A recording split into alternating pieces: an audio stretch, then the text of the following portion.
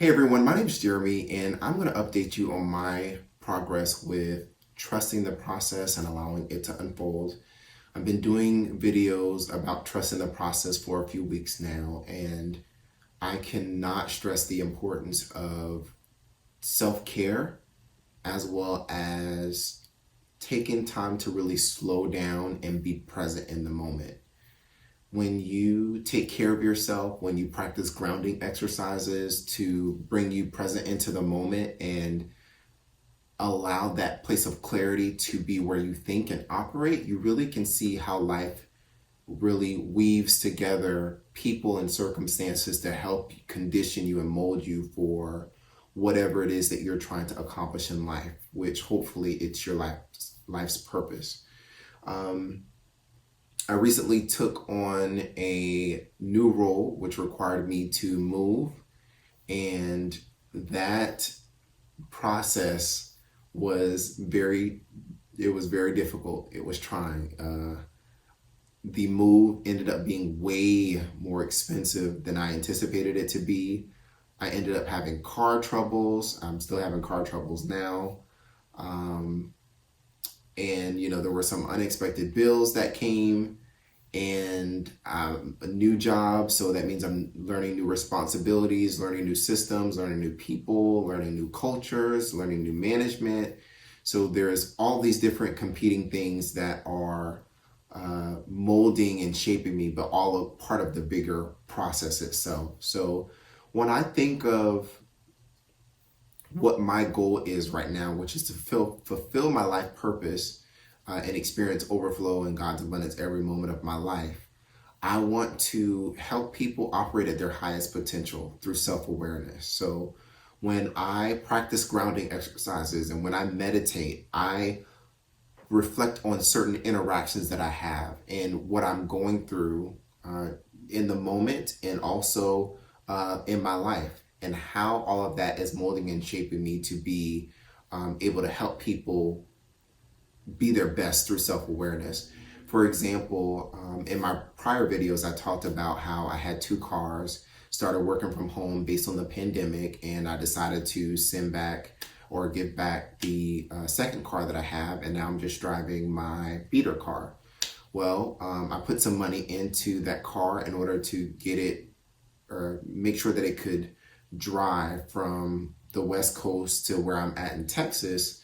It was about $2,000, and a week later, getting here in Texas, my check engine light comes on. So I took it to Advanced Auto, and they said it was one thing to do with the transmission, and then I took it to the dealership, which I get it. I'm taking it to the dealership of the manufacturer, so it's going to be expensive, which I was anticipating that. But when they told me that it was the transmission and it would cost $7,000 for the transmission, and I don't even remember if that included the labor costs or not. The car is only worth $2,000 or $3,000 because it's a 2005 car. So, I didn't stress about the situation, because stressing is not going to, it's not going to help the situation. It's not going to add value or meaning to the situation. It's simply going to distract me. So what I did was I went inward and I said, okay, well, I choose not to invest a couple $1,000s into this car. That's not even worth the investment. I will just simply drive the car until it stops working. And to me, that part of the process is helping me to detach from materialistic things, because if I want to help people operate in a place of self-awareness, then they need to be able to understand the importance of removing distractions, which materialistic things often tend to be distractions. Another example would be my current role. It's not HR, which is what I want it to be, which is what I feel in corporate America is the closest thing to my life purpose while I'm in corporate America. However, it's helping me to gain skills and knowledge and experience that will help me in fulfilling that life purpose. So for example, I am responsible for looking at data and painting a picture about how that data is driving certain things or behaviors within the company. So how does that relate to my goal of helping people? Well, if I can look at a situation and know that that situation requires me to dig deeper and interact and ask questions and look or take different approaches or seeing things from different lenses, then that helps me to help an individual see patterns in their behaviors that are not conducive to them living their best life. I really feel like the more that you ground yourself into the present through grounding exercises and you meditate, the more, again, you can really see how life interweaves people and circumstances. Your boss may not be the best boss, but I can guarantee you they're in your life to teach you something. Your circumstance may not be the best circumstance, but it's temporary and it's meant to condition you for whatever you're asking for. And again, you ask for things consciously and subconsciously, which again talks or validates the importance, I should say, of being very self-aware and mindful of what you're sending out energy wise. So every day I meditate and I send out love, I send out positivity, I send out prosperity, I send out wisdom. When I catch myself in moments when I'm interacting with someone and there's a bit of a disconnect, I pull myself into the present to say, okay, there was a disconnect, but how can I show up differently? When I go walk around the lake, I'm doing my affirmations, I'm sending out the positive energy.